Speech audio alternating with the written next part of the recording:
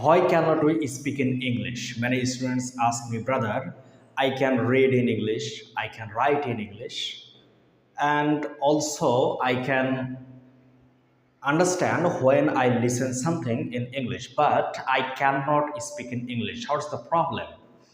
I would like to say that that is the not a big problem. That is a common problem among students. So I have a three tips for you. Number one, so it's a simple problem. So don't worry, it's a simple problem.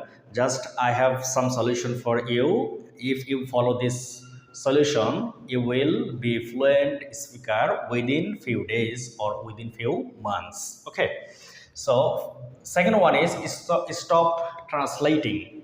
Many students, first of all, they think in Bangla, then they translate it into English, and then they speak. So it is the major problem among students. So first of all, stop translating. Just think in English, because Bangla is another language and English is different.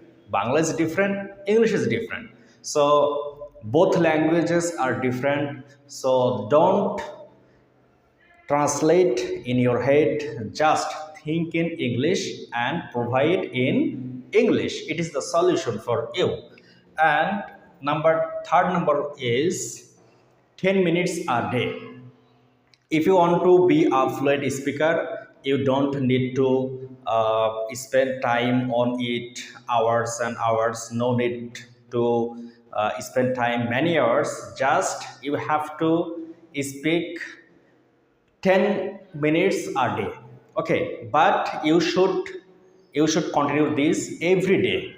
Okay, every day, just 10 minutes a day. It is enough for you, I think. So there is three tips for you. If you follow these tips, you will be a fluent speaker in English. Thank you very much.